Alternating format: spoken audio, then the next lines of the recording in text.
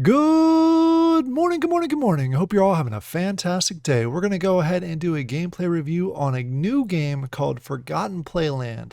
This is a party style, social style game, kind of arcade-esque, where you go out there, play with a bunch of friends, just have fun with it, and it's good for groups, especially friend-wise. And this is cool because it's on the brand new blockchain called Beam. It's getting a lot of good press lately, so I wanted to go ahead and do another game on this. I recently did one, actually a couple months ago. I did one, the Greed City, on the Beam blockchain. So we'll go ahead and cover this one. Go ahead and do some background on it.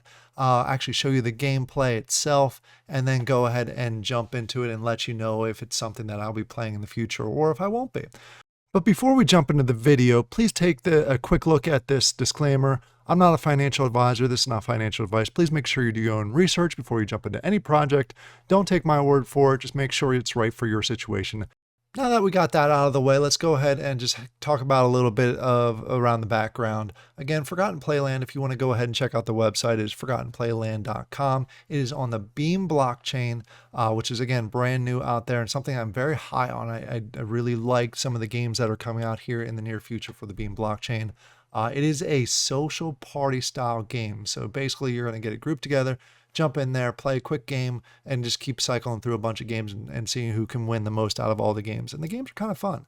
We'll go ahead and talk about the client. There is a download that you can go ahead and check out. Because it's a client, it is not mobile friendly, and it was just launched recently. The nice thing about this, there is free to play. There are some NFT skins that are out there on the market right now, but nothing that's going to hold you back from playing the game so far. There is PvP. Again, it's a party style, social style games, so that's the main focus is PvP against each other. The one caveat that I want to put out here is it was just released. So it's neat because the environment is, just give you some background, the environment is basically someone's attic, where they have a bunch of toys and they kind of forgot about them, and similar to like a Toy Story-esque theme, that the toys that are in the attic are starting to play games and start moving around and have their own, again, playland. So that's the theme of the game. So when we log in there, we're going to log right into the attic itself. Gives us a chance to run around, and then we go ahead and jump into some of the games that are PvP style. Quickly looking at the website, as I mentioned, it is a downloadable client. You can go ahead and download it through Hyperplay. That does connect over to Epic, so it does have some reputability there. Just skimming through this, like I said, there are some skins that are available. It's up to you how you want to go ahead and if you want to go ahead and grab those or not. Just going down, it is a social hub, and that's what the attic is. You can see it here. Basically forgotten as far as the Toyland goes. There are some themes that are going along with it, and this will continue to grow and grow. They did mention on one of the AMAs a few months ago that there are plans to expand it, but they have not given really much details around that. As far as what's in the game so far, and we'll quick skim through these when we jump into the game. There's a customized station, there's a party station, and there's a whole bunch of stuff that you can go around and play. And you kind of see one of the party games here that we'll show you. So let's go ahead and jump over to the actual game itself. All right, once you're in here, this is what you're going to go ahead and see.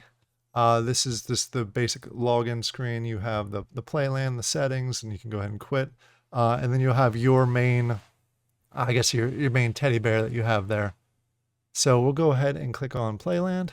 All right, we are in here. This is the attic that I was telling you about. As you can see, it's pretty detailed and kind of a really neat environment that you have here. The one thing I would recommend is if you're playing this, if you go ahead, use a game controller, it makes things a whole lot easier to maneuver around as you're running around here and also in the games itself. You can kind of run around here. You see a track. There's actually a train that runs on this track that you can jump onto if you want to take a ride around. There he is. He's coming right here. So we'll go ahead and jump on him, take a ride around the attic. This is basically the social area. As it gets more popular and as more people jump in here, there's going to be a lot of people running around here. I think the last time I was here, there's quite a few just running around, jumping on each other's heads. It gives you the basic regions that I showed you on the website. You have the space disco, the beach bar, and the jungle camp. You can kind of run around to each of the areas. Play around them, and some of the stuff is actually interactive.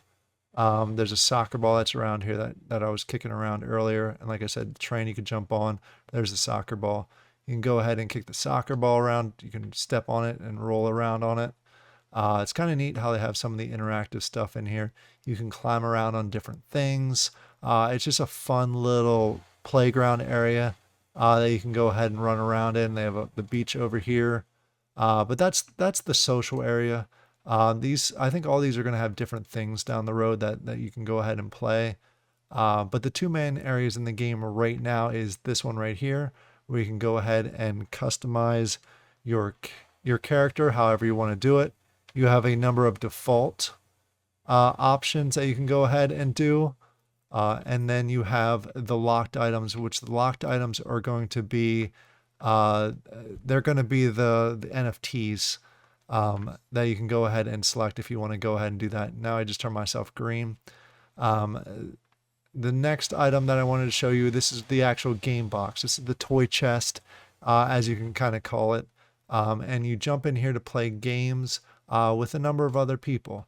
And the more people that are playing around, they sometimes have a lot of like play sessions where they'll get a whole bunch of people in here to go ahead and play different games and just really all compete against each other.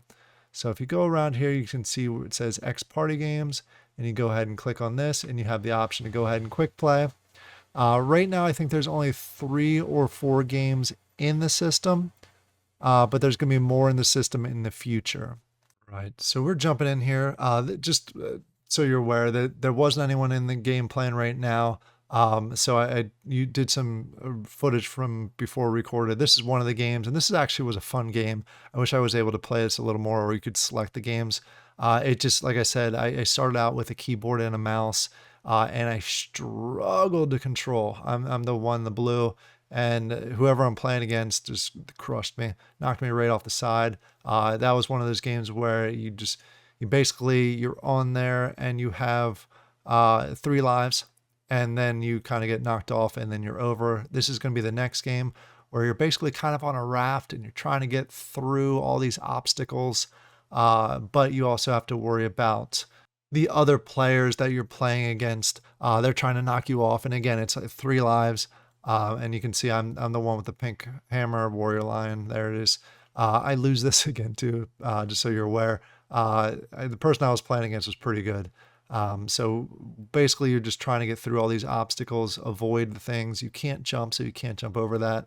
And you're just trying to knock each other off the different railings. You go through the areas, and it's a lot of fun. I think once I get the hang of it, and now that I realize that I'm going to have to use a controller, it makes things a whole lot easier, as you'll see me later in this actually trying different things with the controller and being able to do a little bit better. And you got to watch out for the hammer. If that hammer hits you, you get knocked off, or if you get pushed off by that, you're done. I'm down to my last life. Jump on here, and we're running around, and I get not this time. One time I get smashed, but he's gonna knock me off. Coming up here. Oh, I actually won that one. I forgot I won that one. So 1 for me on that. All right, so he's back on here and we're fighting, and I actually somehow got through that. I should have won that one. To their credit, they beat me pretty easily.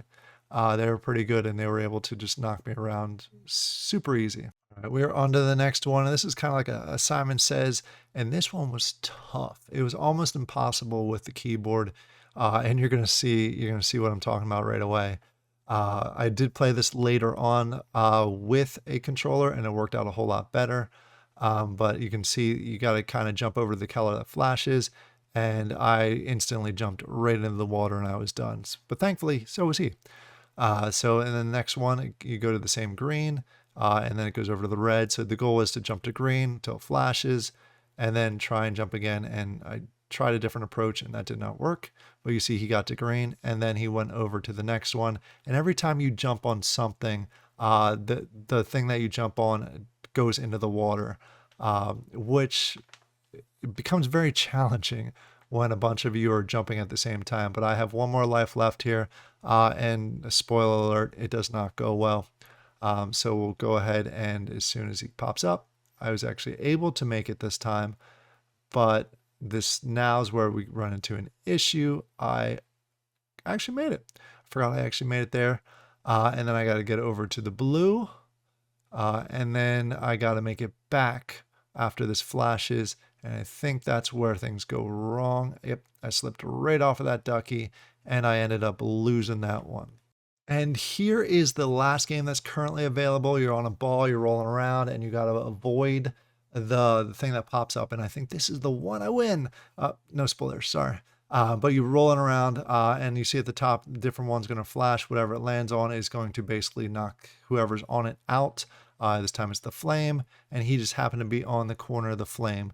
Again, if you have a whole bunch of people that are playing, I think you can play up to 4 players.